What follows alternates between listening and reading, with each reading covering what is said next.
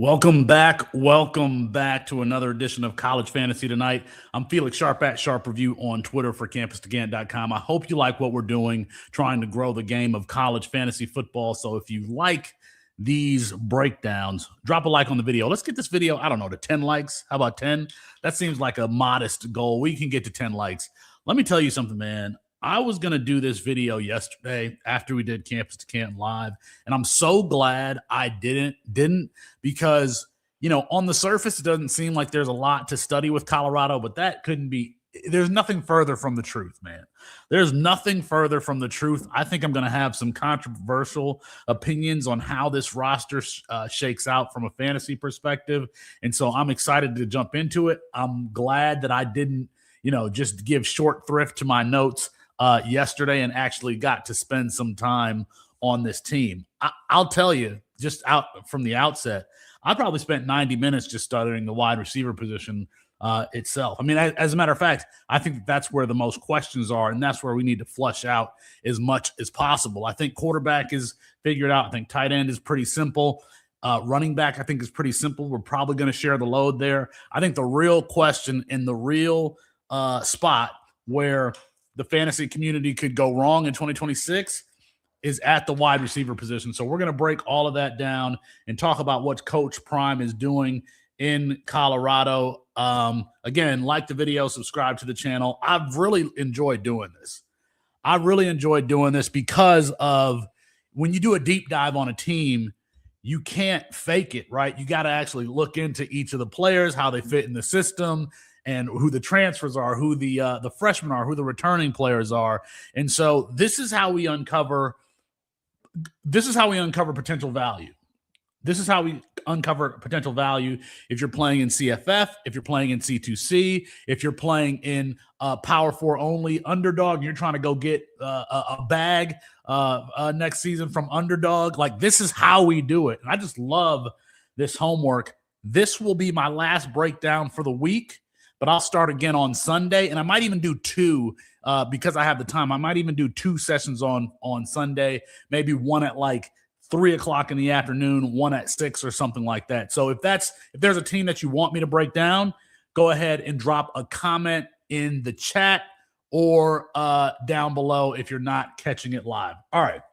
Colorado, I think this year is going to be one of those teams that you are going to want to stay up late to watch, especially if you're on the East Coast like I am, because Coach Prime has always wanted to score points. You got to think of who Coach Prime's influences are as a leader. Jerry Jones, right?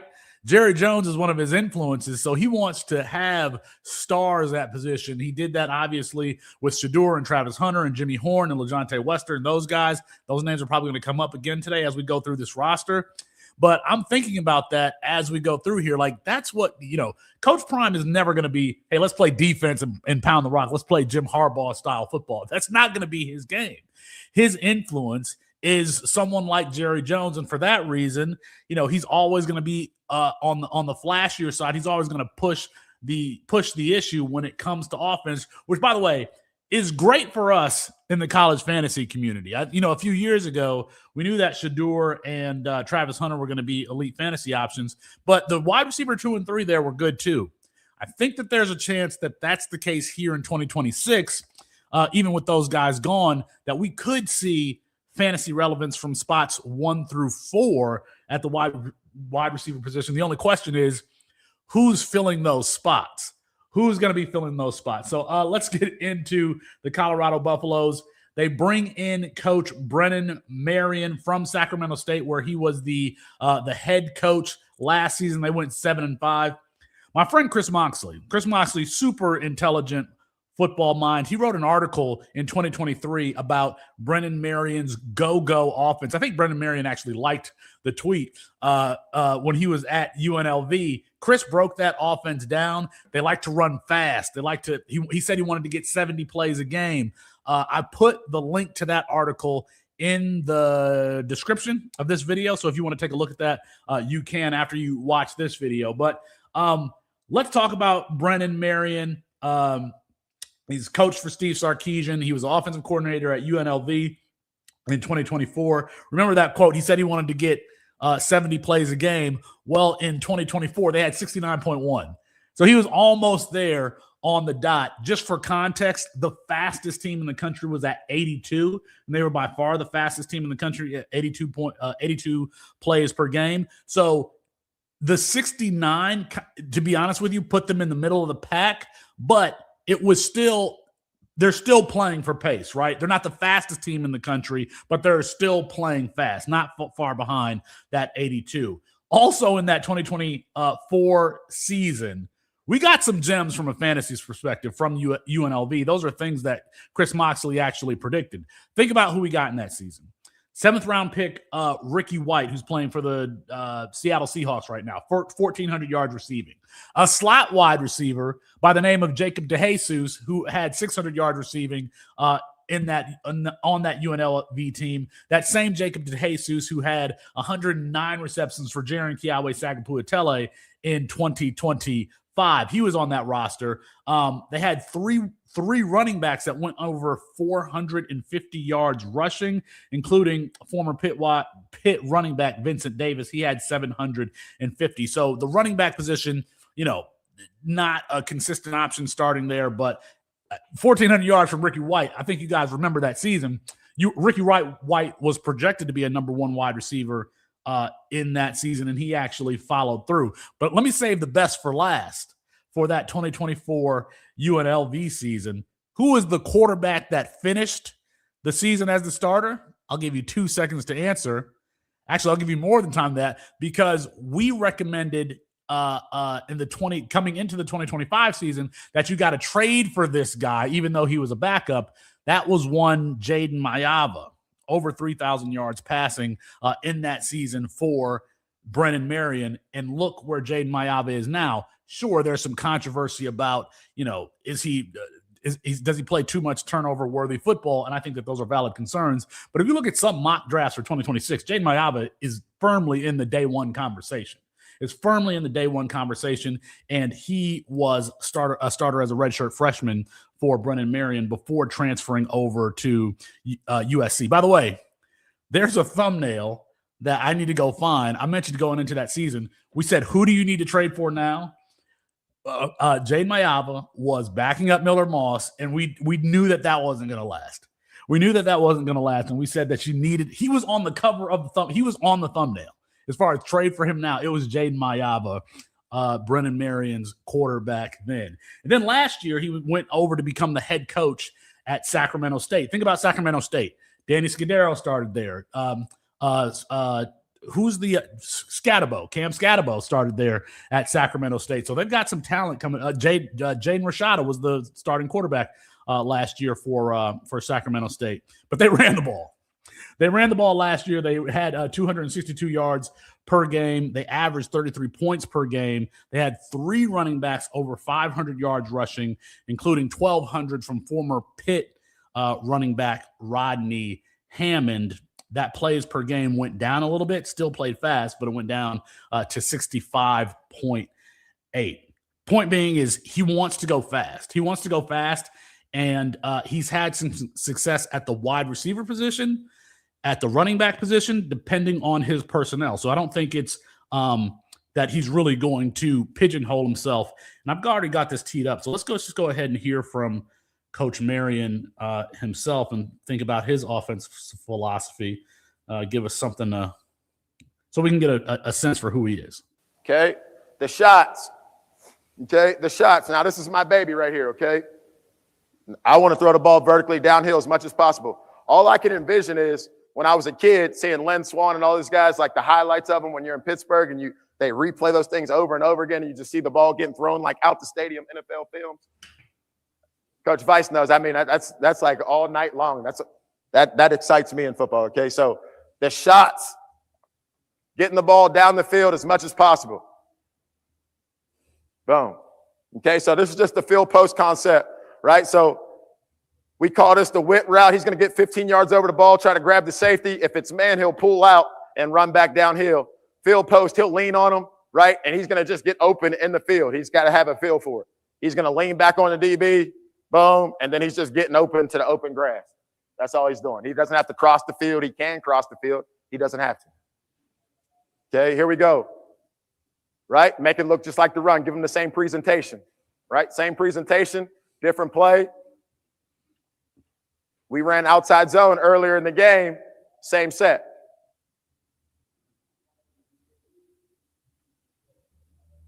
Okay. Ricky didn't score here. I'm mad at him for that. We needed to score.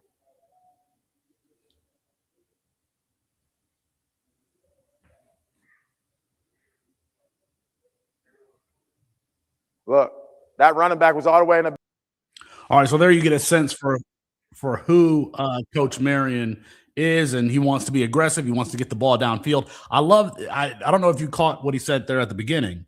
He said, I want to throw the ball downfield as much as possible. I think that's what he said. The question is that's a great way to frame the discussion for how we're going to talk about Colorado today, because who are the options that allow him to throw the ball downfield as often as possible? That's going to be a question that we want to address. Is there anything else I want to say about Marion or Brennan Marion before we go forward?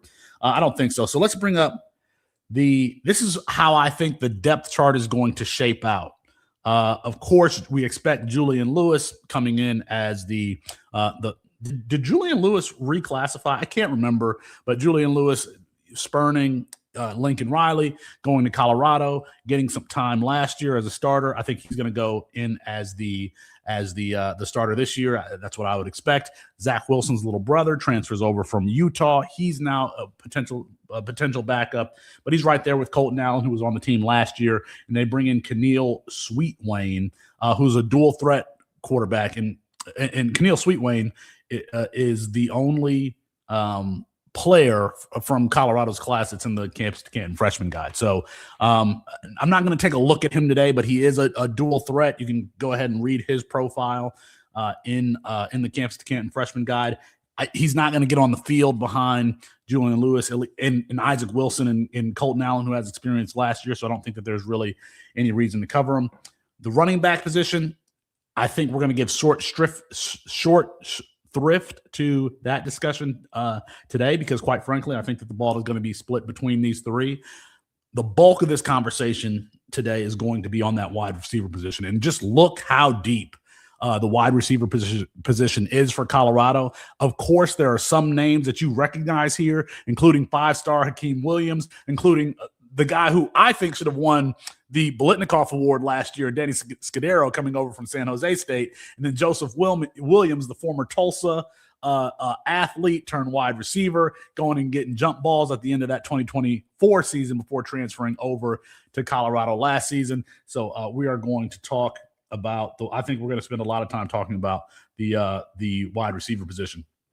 All right, of course, let's start at the quarterback. We always start with the quarterback.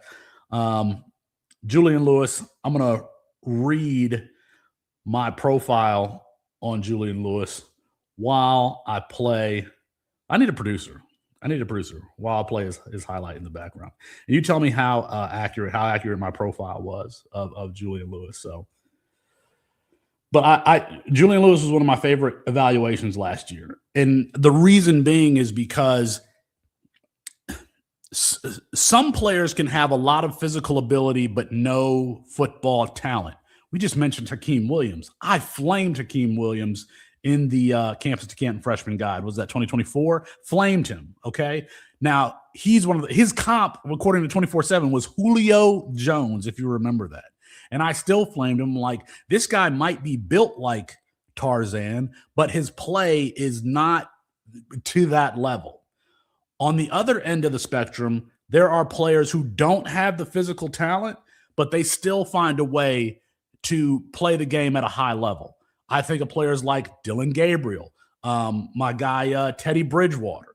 He doesn't have a hose for the arm, but they still, from an IQ perspective and knowing where to put the ball, they just know how to play the game. So here's my eval on Julian Lewis in the 2025 Campus to Canton freshman guide. Again, one of my favorite evaluations in that class. Here was my profile. Julian Lewis' profile looks very similar to that of Shedeur Sanders, his Colorado predecessor. Lewis is a small-framed balls distributor who can scramble to throw, but whose rushing ability is unlikely to play a role in his success at the next level. To his credit, Lewis is fundamentally sound within his mechanics. He's a quick processor and equally quick to get the ball out of his hands. His quick release and mature pocket manipulation ability should keep him out of some of the sack trouble that plagued Sanders early in his Buffalo's career.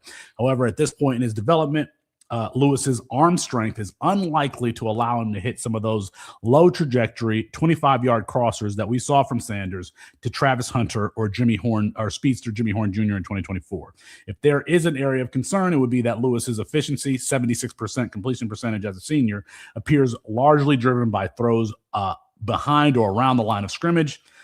Lewis's Carrollton, Georgia offense relied heavily on receivers' yak ability, effectively spreading out defenses and featuring class of 2026 running back Kamari Farmer's dynamic running style. But when asked, Lewis could hit players in the intermediate areas of field, even if those throws were not always straight line darts. And I know I'm reading here and it's a lot of reading, but I do want to just finish what my conclusion was on Lewis coming into his freshman season. The bottom line is that Lewis is a talented player, but the conversation around his potential may be unfairly dominated by his perceived physical limitations, like analysts who believe Tez Johnson's lack of ideal size is dispositive, or on the other hand, that Will Levis warranted being the number one pick in the 2023 NFL draft. However, Lewis's potential ceiling and ability to compensate for lack of elite physical prowess should be considered similar to players like Teddy Bridgewater, Dylan Gabriel, and Russell Wilson on the higher end, or Arizona's Noah Fafita on the lower end. Lewis could produce elite fantasy numbers in the Buffalo's high volume passing scheme. Final word: this evaluator believes that there's a chance that Lewis starts as a freshman over Liberty transfer Caden Salter, and that actually came to pass, right? It actually came to pass that that Julian Lewis did start over Caden Salter last year. I mean, I think he started two or three games. I think he started 3 games. That's right. I think he started 3 games. So he did end up starting for him. Do we get to that high volume passing in 2026 to make him fantasy viable? Man, the good thing is if you're in camp at the Canton, he's already rostered. If you're playing in a CFF redraft league, you don't have to take a player like Julian Lewis super high. He could be your quarterback 3. I'm guessing that. He could be your quarterback 2. He's definitely not in the top 2. So it's not like you even have to rely on him to be an elite asset if you're drafting him. You could just fall into value if he does get the volume that we think he might get in 2026. And if you're in the underdog draft, I just don't think Julian Lewis is going to go very high because he doesn't run the football. He's a pure pocket passer. Like, that's not what the fantasy community is looking for. They're looking for dual threats. So if this offensive line can hold up, I think Julian Lewis could be a 28 TD passer next year and be very efficient with it. Again, a 76% completion percentage as a senior in high school. He was 4 touchdowns to 0 interceptions during his playing time last year. That 0 interception number is big for me as a true freshman, to have not turned the ball over in your true freshman season. He played in about 5 games, so he had some opportunities to throw the ball away and had 0 interceptions. So I think that this is a high IQ player with a limited physical ability. It's funny because I saw a quote from Brennan Marion.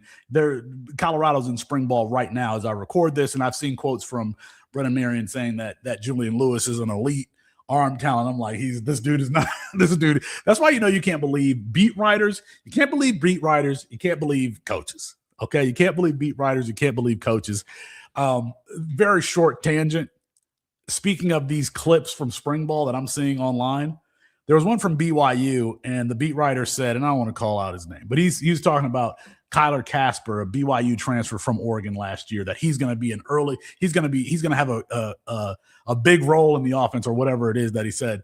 Kyler Casper has been in college football for 4 years. He has 6 receptions. If there was ever an opportunity for him to contribute, it would have been last year when Oregon was down Evan Stewart and DeCorian Moore late in the season, and they needed somebody to step up. If he was going to step up, it would have been then for that team. Nobody did, actually. Nobody filled that void. So you can't believe beat writers all the time. They don't always know what the hell they're talking about. So, okay, let's quickly cover the running back position. Because I don't think that discussion is just going to take very long. We got Damian Henderson and Jaquil Smith both transferring over from Sac State. They're following Brennan Marion.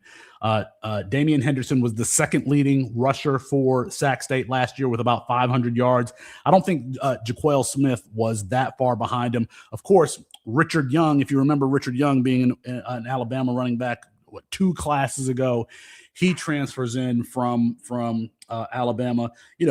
Alabama over the years, whether it be Dallin Hayden or who was the Houston freshman running back that transferred in who had the ACL injury? Dang it. I hate when I can't. I mean, I know that there are like 11,000 players in college football, but I hate when I can't remember the name. There was the freshman from Houston, tours it. He had a great first season, tears his ACL, doesn't recover, transferred to Colorado, and has already transferred out. Can't remember his name. But Coach Prime is always recycling that position. The bottom line is from a fantasy – let's see if somebody has me in the chat. Alton McCaskill, thank you. Yes, Alton McCaskill. Appreciate you, Will. Appreciate you a ton. But Coach Prime is always recycling some running backs in that position. So I expect that to be the same this year. Somebody on this team might get 600 yards rushing, but I think we're going to have 3 guys that have over 399 yards rushing. And I would expect that's how the running back position is going to get distributed. So from a fantasy perspective, I don't know that there's a lot there. I will say, though, that if you're talking about campus to Canton projecting from the NFL level, Damian Harris is 6'2", 210. If he can put on another 15 pounds, he's ideal size. I don't think that he's ever going to be, an elite option at the next level. But when you talk about, having the requisite size, that's at least a box to check. So I'm probably not rostering myself, but that's something that I wanted to note there. Let's go ahead to where we're going to spend the bulk of this conversation, and that is with the wide receiver position. There are a couple of great wide receiver cores in college football. Off the top of my head, Florida is one. Anybody that you pair Jeremiah Smith with, they're going to be a good wide receiver core. But I'm telling you, man, that Colorado is right up there. And I don't think that that's a coincidence, because we know Coach Prime wants to be he wants to score points. He wants to put offense on the field. And I think that the Tulsa transfer, Joseph Williams, I think the Tulsa transfer, Joseph Williams, is probably going to lead this team in receiving. And quite frankly, he's the only one of the guys that I expect to have a significant role in the offense this year. He's the only one who has that, big alpha X wide receiver body type. He's the only one. These other guys are smaller. They're slot wide receivers. They're deep threats. There's only one guy that, Joseph Williams, who, of course, Joseph Williams made his name at the end of that 2024 season where Tulsa's just throwing it up and Joseph Williams is just going to moss people. And so I expect Joseph. By the way, if you don't know, Joseph Williams, a former quarterback, he was an athlete, just started playing wide receiver full time at Tulsa, and just really exploded late in that season for the Buffaloes for the Tulsa, for the Hurricanes. Is it the Hurricanes, Tulsa? How you gonna name the mascot over the thing that people are scared of? Like, that's Tornado Alley. Like, that would be naming like I was going to do a police brutality joke. But anyway, I think Joseph Williams is easily a top 30 wide receiver in my rankings, top 30.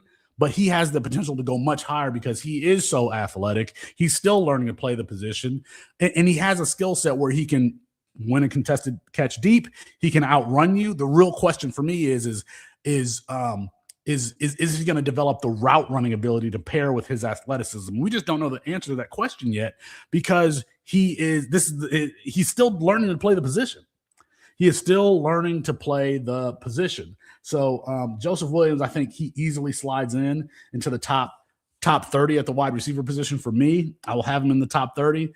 But the reason why this wide receiver core is so exciting is because there are guys that can do so many things. And I mentioned the guy that I thought should have won the Bolitnikoff Award last year, and that's Danny Scudero. Danny Scudero. I take it as a personal challenge to find guys like Danny Scudero and to highlight them for our audience. And the fact that I didn't do that last year is like I didn't do my job. I didn't do my job and go find Danny Scudero. That's why I'm doing these study sessions in front of you to show you, hey, listen, I'm looking, man.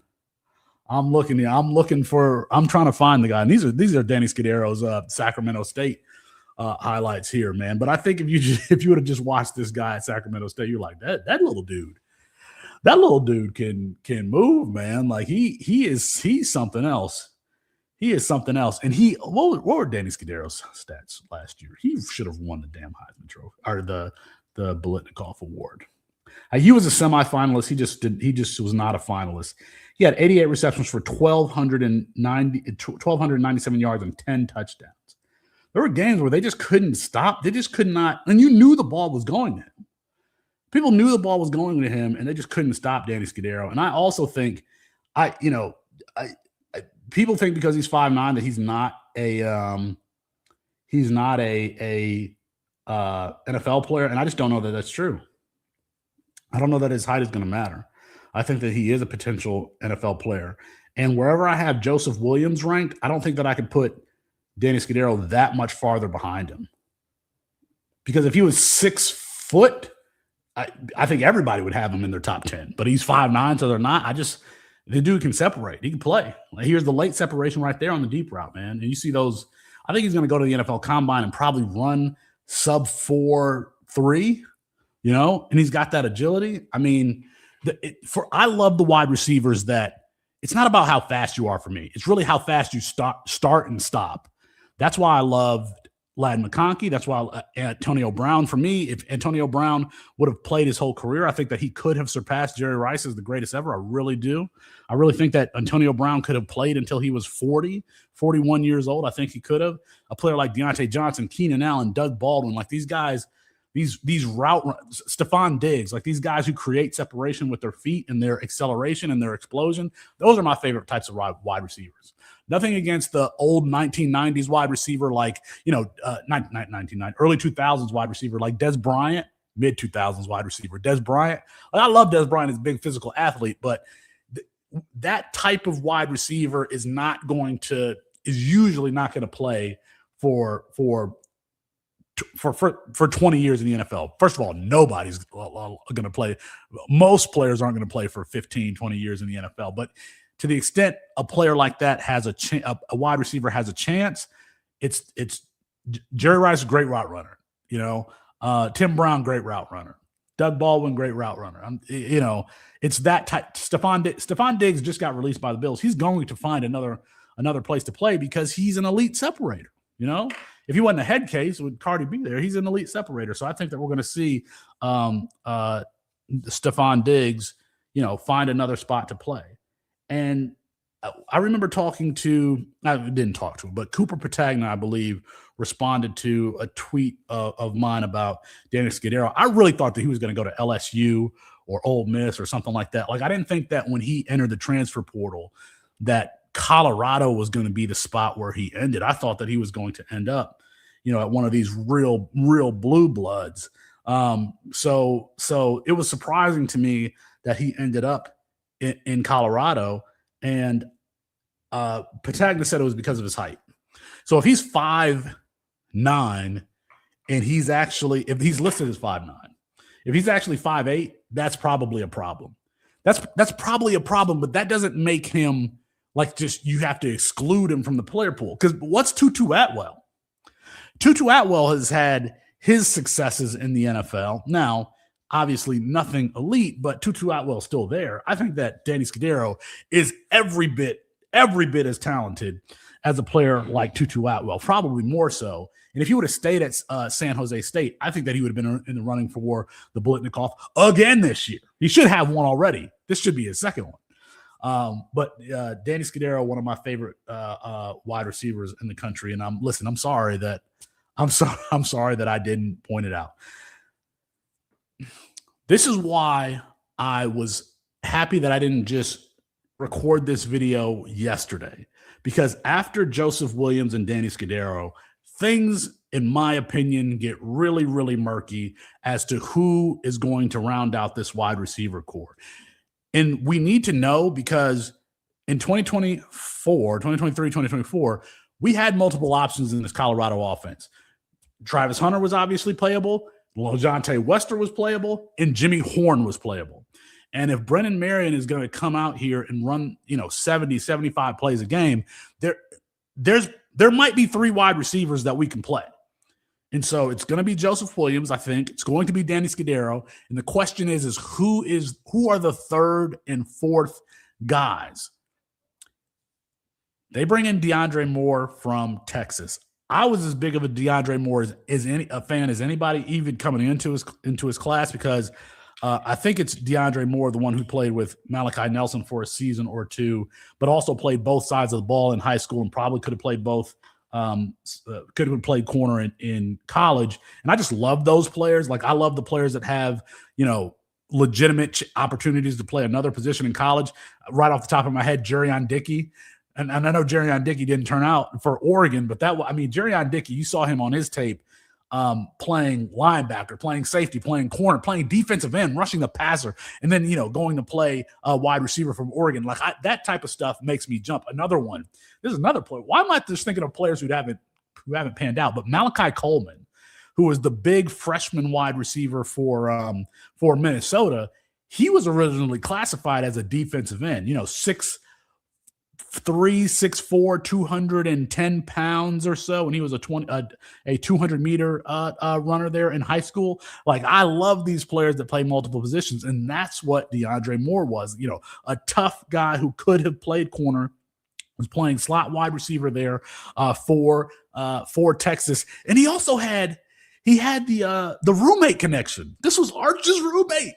I can't tell you how many drafts, especially an underdog, where I thought that DeAndre Moore was going to be the leading wide receiver for Texas. He was the slot wide receiver, safety blanket. He was also Arch Manning's roommate. Like, I'm like, all right, there's no way that this is going to turn out poorly.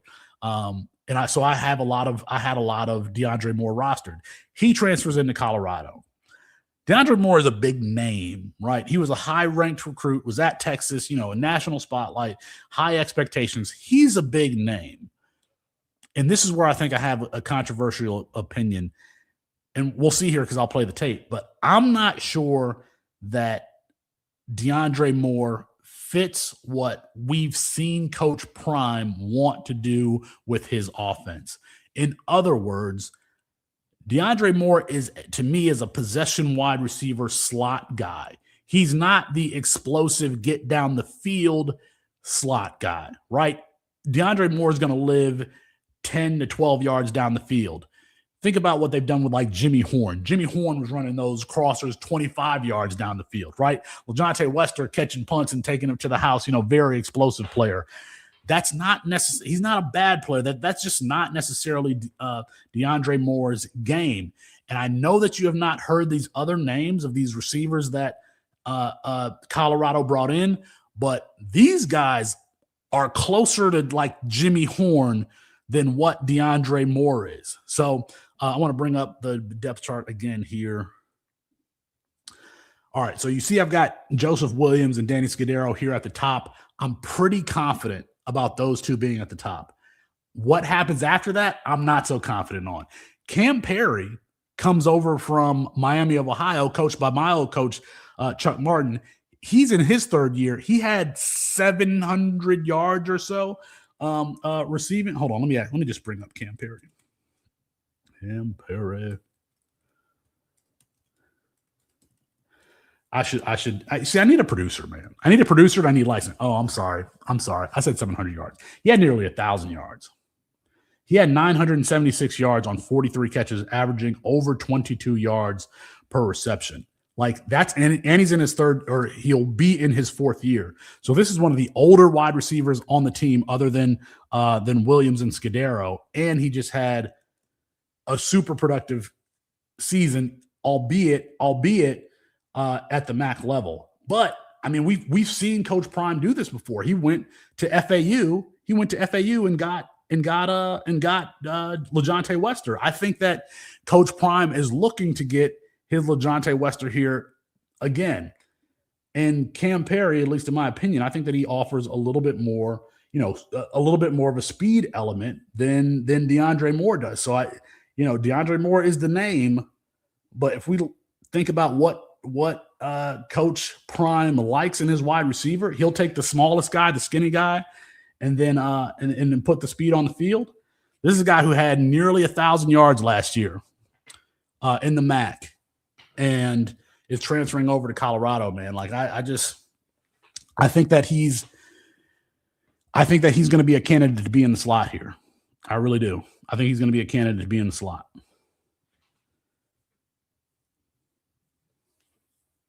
And this isn't even the most exciting guy. In my opinion, this is not the most exciting guy. There's another more exciting player than Cam Perry, than a guy who had 1,000 yards receiving last year. You're bringing in 1,000-yard receiver, transferring him in. I know he's not the name that DeAndre Moore is, but my man is doing it on the field. My man was doing it on the field. And by the way, I said you can't trust beat writers, but the early reports are that Cam Perry is playing well in spring ball for Colorado. Great catch there on the sideline, coming along the sideline. So just getting a little sense of, of what this guy is. He's going to be a candidate to be in there. And that's the other thing is, like, all of these guys are slot wide receivers. They're like if DeAndre Moore was 6'3", and I knew that he was going to play on the outside and presented a different option than what these other guys do, I'd be like, okay, maybe he's going to get on the field. But I can't confidently say that when Cam Perry's a slot wide receiver, Danny Scudero is definitely a slot wide receiver, and so is Ernest Campbell, who we're going to talk about here in a second. Like all of these guys, other than Joseph Williams, are guys that you're going to put in the slot, and all of them show a lot of explosion. Oh, I thought I had it. I thought I had I didn't even have it up here. I'm sitting here thinking that I've got to see. This is why I need a damn producer. I thought that I had the video up. Okay. All right. So we'll just watch Cam Perry here for a second. I'm sitting here thinking that while I'm talking that he's on the screen.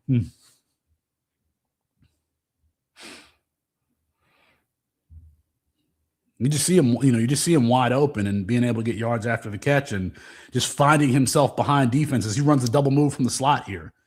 Runs a slant and go from the slot here, and gets a touchdown against Rutgers, or close to it. I mean, listen, I don't care what level you're playing at. It's hard to be a 1,000-yard receiver in college football, let alone on 40 receptions. On 40 receptions? 40 receptions, man. I just think that this guy's going to be on the field. He's a vet. He's in his fourth year. And he was a 1,000-yard receiver last year. Like, this is a veteran. Like, I know that DeAndre Moore is that guy too, but I don't think that Cam Perry came to sit on the bench.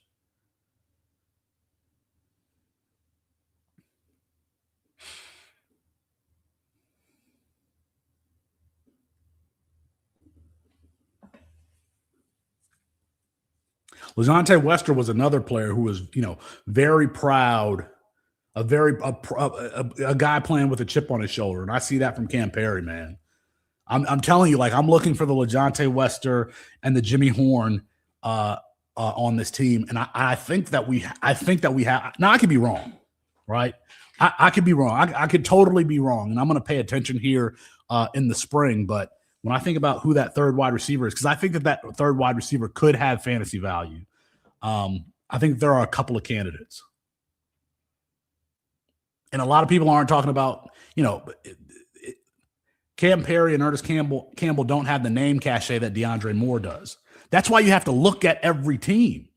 You have to look at every team and actually, study the roster and what the strengths and weaknesses are and say, what's here. And I'm looking at what's here. I'm like, number 8, man. Number 8. I think he's going to be number 7 for Colorado. He can play. He can play. I should call Chuck. Chuck, tell me about Cam Perry, man. I think Chuck gets a little salty about losing players. He was talking about losing his kicker to Alabama. But this guy can play, man. This guy can play. I mean, you can let me know what you think in the comments. All right, so that's Cam Perry. The other player that they bring in is Ernest Campbell. This is who I think Jimmy Horn could be for Colorado this season. Ernest Campbell is already at Colorado and is running track and field, and he's already set like a record in the 60-meter. He ran a what is it? Where is it? Oh, come on. He ran like a 6. I thought I had it from here. I can't. I had it here somewhere. I think it was a 6.76. It doesn't matter what the time was, 6.76. But the bottom line is that time was like the 7th fastest 60-meter indoor time in Colorado history. Ernest Campbell started at Texas A&M running track. Then he went to Sac State, played both sports, and now he's at Colorado.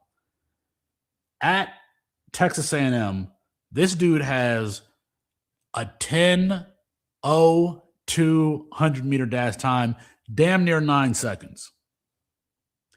We might be talking about legitimately one of the fastest players in college football. And I don't think that it's a mistake that he's in Colorado because Coach Prime likes that speed and he doesn't care. He's a small guy. This is a 5'9", 165 guy.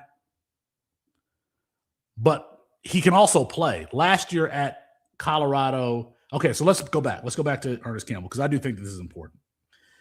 The 10.02 100-meter dash time, it wasn't like a high school time. This was at the NCAA West Regional first round in 2024 while he was at Texas A&M. This is like collegiate track time. But he has several 100-meter dash times under 10.5. He has several 100-meter dash times under 10.3. Like, this is legitimate. I don't think I've ever seen a 9 100-meter dash time from like a guy that we're scouting from a football perspective. But this dude had a 10.02, not 10.2, 10.02, like 0.02 of a second from a 9 100-meter dash time. That is insane to me. I don't care if there's wind, whatever. So Ernest Campbell spent last year, or the 2024 with Texas A&M, 2025 with Sac State. So he was there with Brendan Campbell. So last year at Sac State was his first year starting or getting playing time at all in football. Didn't play at Texas A&M from a football perspective. I think he got time in one game. Didn't play. He played at Sac State, started 6 games. He had the 700 yards receiving. He had 755 yards receiving on 37 catches, only started 6 games, which in his first year starting. Okay, y'all think it's going to be DeAndre Moore? Like, I don't know, man. I don't think that Coach Prime is going to leave that speed on the sidelines. I really, really don't. And I would play a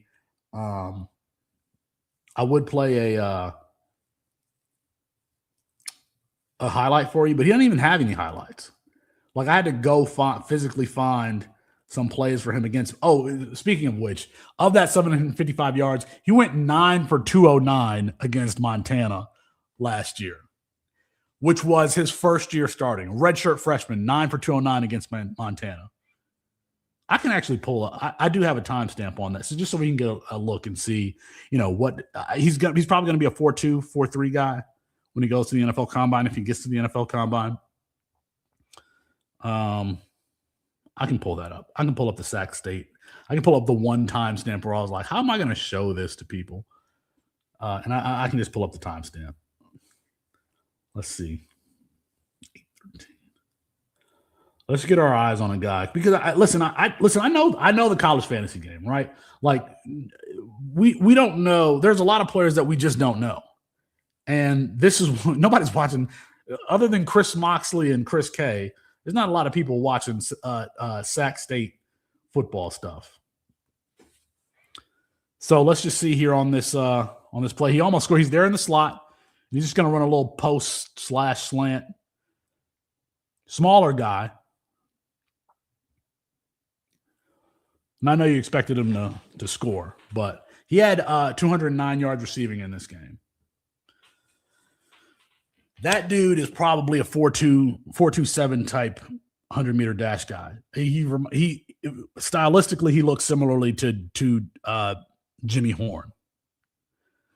So after Danny Scudero and Joseph Williams, we've got the options of DeAndre Moore, high pedigree, 4-star guy, Cam Perry, who has done it on the field last season, 976 yards receiving. And then we have Ernest Campbell, who's running track for Colorado right now, has set a record as the ninth fastest person in Colorado history in the 60-meter dash. Now, I know that's not like it's still something, but we know that Coach Prime likes speed. So, and I'm putting an emphasis on this because I think that some people are going to gravitate towards DeAndre Moore. I am not. I won't be drafting him in any underdog drafts. To the extent I already have him in C2C leagues, I'll either be trading him or dropping him. And if I'm in any startups, which I actually am in startups this year, I won't be drafting DeAndre Moore. And I was a big fan of his. So that is how I think the starters at the wide, how the production is going to play out in 2026. I think you're going to have Joseph Williams and Danny Scudero at the top. And then I think that it's going to be some mix of Cam Perry and Ernest Campbell there behind him. I was talking to Austin about this. I think that there's a chance that DeAndre Moore doesn't get on the field as much as you think he is. And we loved Quentin Gibson, right? Quentin Gibson coming out of, I know he's in Texas. Was it Fort Worth? Elite high school football, 93 receptions, over 2,000 yards receiving his senior year. And then last year for Colorado, he had a few catches. He didn't do much, but he had a few catches. Let's see. Quentin Gibson had 15 receptions for 71 yards. So a lot of like around the line of scrimmage stuff. We liked Quentin Gibson. I like Quentin Gibson. But when I look at the players that they brought in, the fact that they've produced on the field, one of these guys was actually with Brennan Marion last season. Man, I don't see Quentin. I think Quentin Gibson is a candidate to enter the transfer portal next year.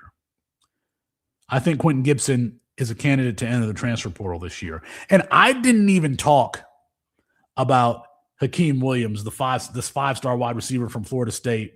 You know, I don't think he gets on the field this year. Now, he is the only one other than Williams that presents a bigger body. But if you are hoping for a Hakeem Williams breakout in 2026, you're hoping his career trajectory it's not identical, but similar to like someone like Brian Thomas Jr. at LSU, right? Because Brian Thomas had 2 terrible seasons. We had written him off, and then his last season before he goes to the NFL, he goes off. That's the only thing that's the out that we have for Hakeem Williams, because he hasn't done much to date, and quite frankly, I don't expect him to do much. So I'm not even talking about the 5-star and Hakeem Williams. I don't think that he's going to play a whole lot. Christian Ward is a 3-star wide receiver who did his last season at IMG.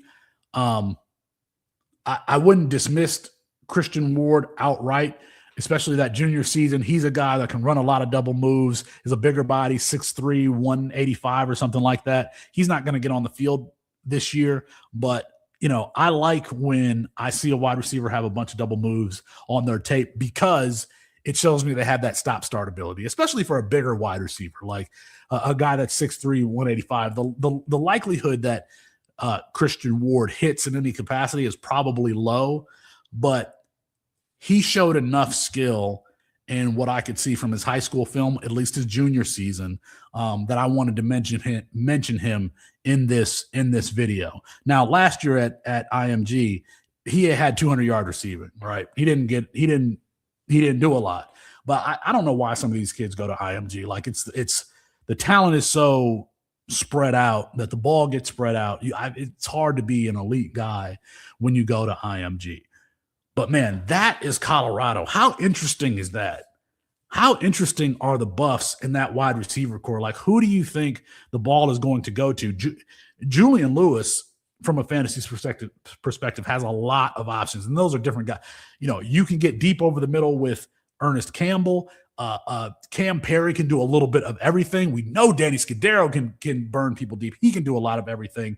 And then you got your contested catch guy in Joseph Williams. This is one of the deepest wide receiver cores in the country. From 1 through 4, whoever those 4 end up being, it's one of the deepest wide receiver cores in the country. I'm going to be paying attention in the spring, especially in that spring game, to see, who are the first 3 on the field. It wouldn't surprise me if we get to the spring and DeAndre Moore is there in the slot or there in 3 wide receiver sets. But you got to remember, Ernest Campbell is running track this spring.